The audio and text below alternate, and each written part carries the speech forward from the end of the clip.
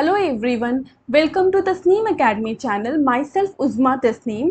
आज इस वीडियो में हम लोग मार्क्सिज्म फ़िलॉसफ़ी ऑफ एजुकेशन पढ़ेंगे, जो कि हमारे वेस्टर्न फ़िलॉसफ़ी से बिलोंग करता है।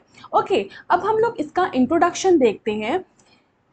It is a philosophy which deals with social, political and economical issue। ये जो philosophy है वो डील करती है social इशू से भी, political से भी और economical से भी। और इस philosophy को डेवलप किया था कार्ल मार्क्स और फ्रेडरिक एंजल्स ने। Karl Marx was a German scholar and outstanding social scientist, historian and revolutionary। जो कार्ल मार्क्स थे वो एक जर्मन स्कॉलर थे और वो एक हिस्टोरियन भी थे और रिवॉल्यूशनरी भी थे। और जो कार्ल मार्क्स की जो थिंकिंग थी वो बिल्कुल रैडिकल थी, इसीलिए वो अपने हर देश से, वो जहाँ भी रहने जाते थे वहाँ से उन्हें निकाला जा रहा था।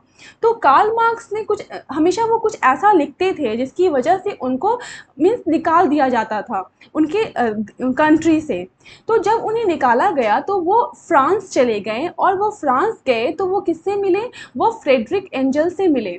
और जब वो फ्रेडरिक एंजल से मिलते हैं तो उनकी फ्रेंडशिप हो जाती है। किससे? फ्रेडरिक एंजल से उनकी फ्रेंडशिप हो जाती है। और कार्ल मार्क्स और फ्रेडरिक एंजल्स ये दोनों मिल करके एक बुक लिखते हैं जिसका नाम क्या था? जिसका नाम है communist manifesto. Okay, this book is very important, this communist manifesto. Okay, so ये बुक वो दोनों लिखते हैं। और इस बुक में वो क्या लिखते हैं? इस बुक में वो ये लिखते हैं कि जो अमीर और गरीब को जो डिवाइड किया जा रहा है, जो भी ये स्ट्रैटिफिकेशन है, ये कार्ल मार्क्स को बिल्कुल भी पसंद नहीं था और वो हमेशा इसके अगेंस्ट लिखते थे। और कम्युनिस्ट मैनिफेस्टो में उन्होंने यही चीज़ लिखी है कि जो अमीर और गरीब को जो डिवाइड किया जा रहा है वो बिल्कुल सही नहीं है, और उसके अगेंस्ट उन्होंने लिखा। तो ये है। और उनकी एक और बुक बहुत इंपॉर्टेंट है जिसका नाम क्या है? Das Kapital. So this two book is very important for our exam, that Das Capital and Communist Manifesto. Next thing is what? Exponents of this philosophy. Karl Marx exponents हैं इस philosophy के, और कौन है? फ्रेडरिक एंजल्स हैं, Vladimir Lenin है और माओ Zedong है।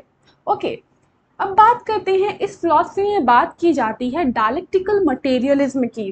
तो ये डायलेक्टिकल मटेरियलिज्म होता क्या है, आज हम लोग इसको समझेंगे। This represent the philosophical basis for Marxism. इस मार्क्सिज्म फिलॉसफी का जो बेस है वो डायलेक्टिकल मटेरियलिज्म है। Hegel, the German philosopher, believed that idea is the driving force behind all the historical development. Okay, जो हेगल जो थे ना, उनका क्या मानना था? उनका मानना था कि आइडिया जो होता है ना वही सुप्रीम है, और आइडिया की वजह से इस पूरे यूनिवर्स का निर्माण होता है। आइडिया बहुत इम्पॉर्टेंट है, और idea is the important factor for creating all the universe, and idea is the essence of universe. Okay, ये आइडिया ये किसका मानना था? हेगल का मानना था कि आइडिया ही मेन है, और इस यूनिवर्स के निर्माण की वजह कौन है? आइडिया है। तो हेगल ये मानते थे। तो जो कार्ल मार्क्स थे वो बहुत ज़्यादा इन्फ्लुएंस हुए थे हेगल की फ़िलॉसफी से। अब हम लोग देखते हैं कि हेगल की क्या फ़िलॉसफी थी, हेगल ने क्या कहा था। हेगल ने कहा था कि ये जो आइडिया है, आइडिया ही यूनिवर्स का निर्माण करता है, और आइडिया की वजह से ही जितने भी चेंजेस हैं इस यूनिवर्स में वो होते हैं। ठीक है, तो मान लीजिए पहला आइडिया किसी ने बनाया। जब पहला आइडिया बनता है तो कोई भी आइडिया अपने आप में कंप्लीट नहीं होता है, कोई भी सोच अपने आप में पूरी तरह कंप्लीट नहीं होगी। तो आइडिया ए को उन्होंने क्या नाम दिया? थेसिस कहा।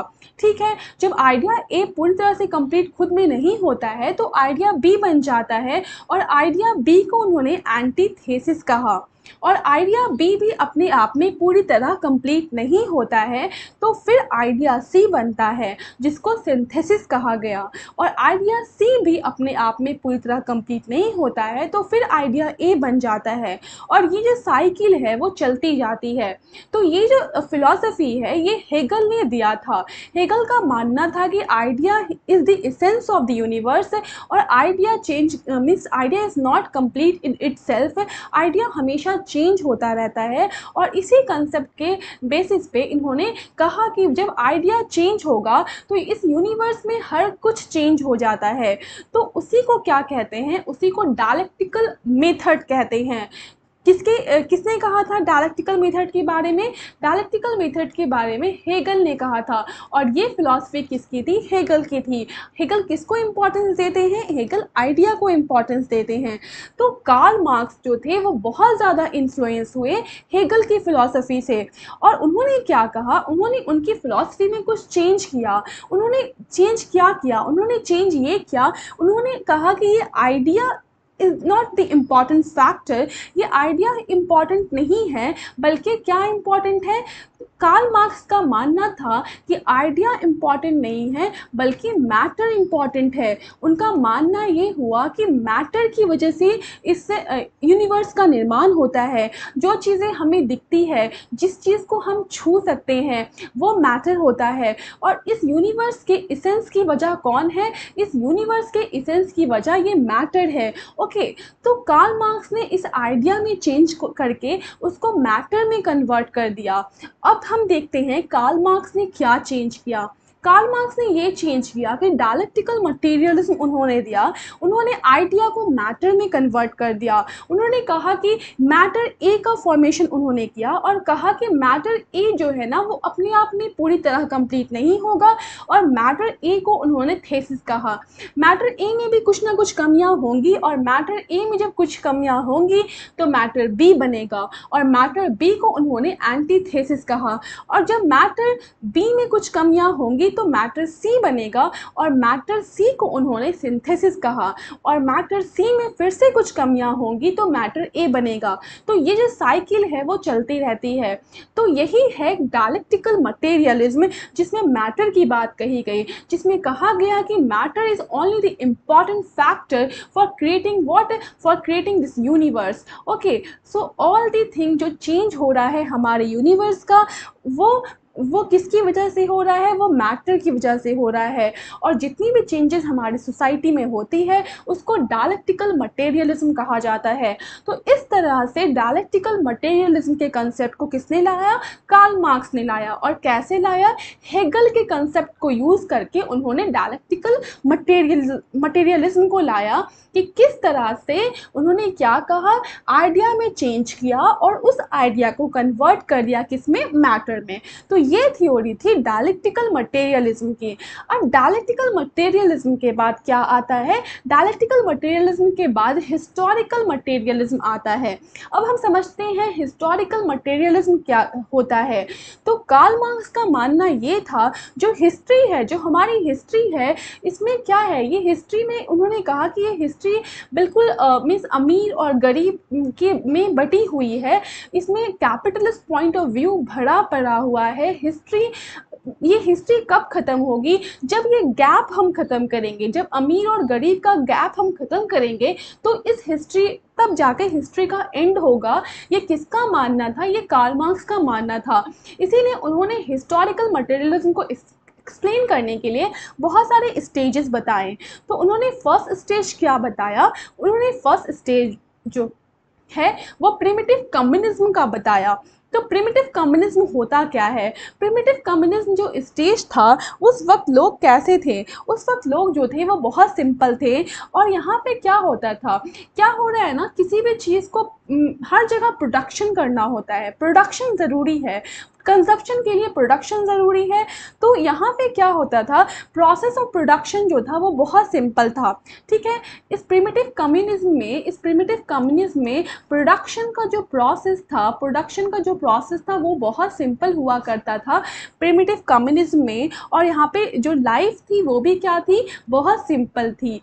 किसमें? प्रिमिटिव कम्युनिज्म में। और here no private property, no class, thus no class struggle. Okay, यहाँ पे कोई भी प्राइवेट प्रॉपर्टी नहीं थी, कोई भी क्लास स्ट्रगल नहीं था, यहाँ पे कोई भी डिवीज़न नहीं था, यहाँ पे कोई भी स्ट्रैटिफिकेशन नहीं था अमीर और गरीब के लोगों में। ठीक है ना? तो हिस्टोरिकल मटेरियलिज्म का जो पहला स्टेज है वो प्रिमिटिव कम्युनिज्म है, और इसमें कहा गया है कि सारे लोग बहुत सिंपल थे, प्रोसेस ऑफ प्रोडक्शन सिंपल था, क्लास स्ट्रगल नहीं था। ठीक है, फिर नेक्स्ट स्टेज आ जाता है, और वो नेक्स्ट स्टेज क्या होता है, वो नेक्स्ट स्टेज है स्लेव सोसाइटी। प्रिमिटिव कम्युनिज्म के बाद नेक्स्ट स्टेज आया जिसका नाम था स्लेव सोसाइटी। स्लेव सोसाइटी में मीन्स ऑफ जो प्रोडक्शन था उसको डिवाइड कर दिया गया दो पार्ट में। एक मास्टर हुआ करते थे और दूसरे कौन होते थे, दूसरे स्लेव्स हुआ करते थे।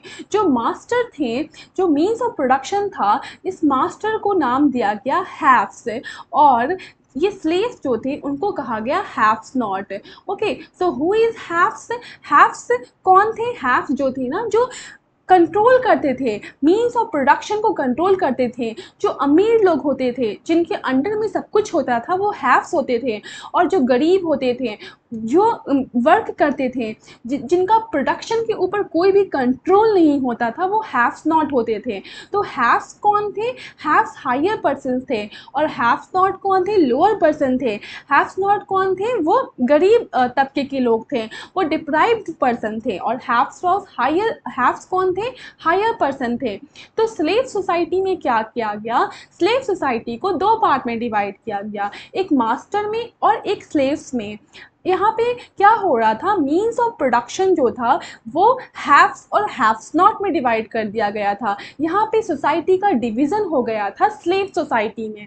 ठीक है, तो ये सोसाइटी का डिवीज़न था। अब हम देखते हैं सोसाइटी के डिवीज़न के बाद फिर एक और स्टेज आता है जिसका नाम क्या है, फ्यूडल सोसाइटी।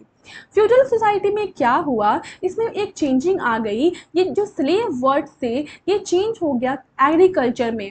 ठीक है, जब एग्रीकल्चर में ये चेंज हो गया, मीन्स ऑफ प्रोडक्शन जो है ना वो एग्रीकल्चर में चेंज हो गया। जब मीन्स ऑफ प्रोडक्शन एग्रीकल्चर में चेंज हो जाता है तो वहाँ पे दो चीज़ें आती हैं, एक लैंड्स आते हैं, एक लैंड्स आ जाते हैं, दूसरे क्या आ जाते हैं, दूसरे सर्फ्स आ जाते हैं। तो लैंड्स क्या होता है, लैंड्स वो हुआ जिनका लैंड होता है, मीन्स जो जिनकी ज़मीन है वो लैंड्स, और जो उस ज़मीन पे काम करते हैं वो सर्फ्स। जो फार्मर हुए वो कौन हो गए, वो सर्फ्स हो गए। तो इस सर्फ्स को हम लोग क्या कहेंगे, इस सर्फ्स को हम लोग हैव्स नॉट कहेंगे, और ये जिनका लैंड है उसको क्या कहेंगे, उसको हैव्स कहेंगे। तो इस तरह से सोसाइटी का डिवीज़न हो गया हैव्स में और हैव्स नॉट में।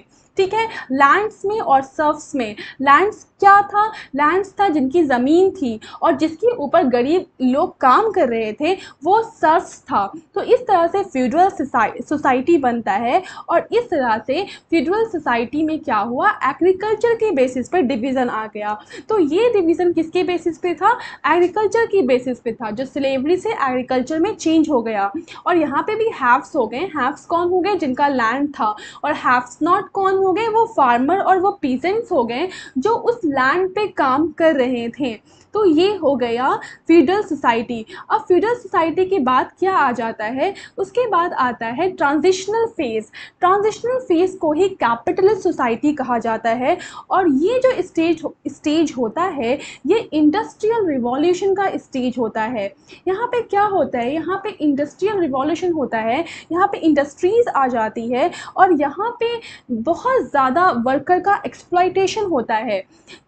यहाँ पे वर्कर का एक्सप्लॉयटेशन बहुत ज़्यादा क्यों होता है, क्योंकि यहाँ पे मशीन आ चुकी है, वर्कर काम नहीं कर सकते हैं, सारा काम कौन करेगा, मशीन करेगा, जिसकी वजह से वर्कर्स को क्या हो रहा है, काम नहीं मिल रहा है। तो यहाँ पे एक्सप्लॉयटेशन ऑफ वर्कर बहुत ज़्यादा होने लगा, तो इसलिए कैपिटलिस्ट सोसाइटी में बहुत ज़्यादा एक्सप्लॉयटेशन हुआ। तो इसको देख करके कार्ल मार्क्स ने कहा कि ये जो सोसाइटी में जो एक्सप्लॉयटेशन हो रहा है वर्कर का, इसकी वजह कौन है, इसकी वजह खुद वर्कर है। ठीक है, तो उन्होंने कहा कि वर्कर को रिवॉल्यूशन करना चाहिए, वर्कर को इसके अगेंस्ट खड़े होना चाहिए। अगर वर्कर इसके अगेंस्ट खड़े होंगे तो वो कैसे खड़े होंगे, माने मीन्स उनको रिवॉल्यूशन करना है। कैसे करना है रिवॉल्यूशन, उन्हें रिवॉल्यूशन इस तरह से करना है कि उन्हें उस कंपनी में काम नहीं करना है, उसमें उनको उस फैक्ट्री में काम नहीं करना है। अगर सारा काम मशीन कर रहा है तो कुछ ना कुछ काम तो वर्कर का होगा। अगर वर्कर वो काम छोड़ देंगे तो क्या होगा, वहाँ पे कोई काम नहीं हो पाएगा। और जो डिवीज़न थी, यहाँ पे 2 तरह का डिवीज़न किया गया। यहाँ पे 2 तरह का डिवीज़न किया गया, जिसको क्या कहा गया, एक थे बॉर्जियोस। बॉर्जियोस कौन थे? बॉर्जियोस जो थे ना, वो हैव्स थे। ओके, बॉर्जियोस हैव्स थे। और proletariat, this word is very important, proletariat, and this proletariat is called what, this is haves not and bourgeois is haves. Means जो अमीर लोग थे वो बॉर्जियोस थे, और जो गरीब लोग थे वो पॉरली ट्रेट थे, जो बॉर्जियोस के अंडर काम कर रहे थे।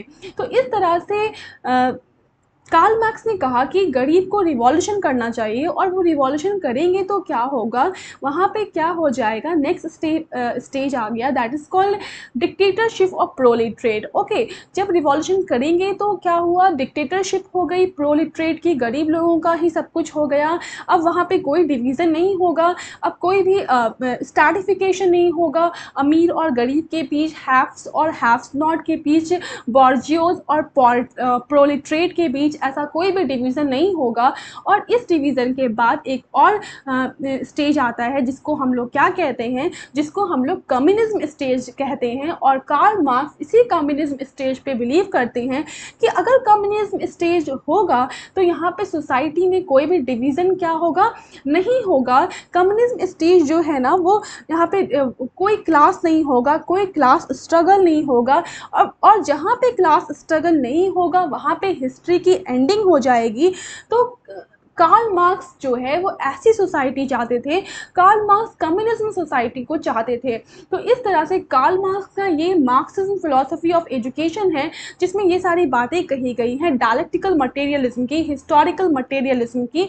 और इस तरह से कार्ल मार्क्स ने अपनी थ्योरी को एक्सप्लेन किया, और इस तरह से उन्होंने कहा है कि किस तरह से हम कैपिटलिस्ट से कम्युनिज्म में आ सकते हैं, और कम्युनिज्म ही सही है, ये उनका मानना था।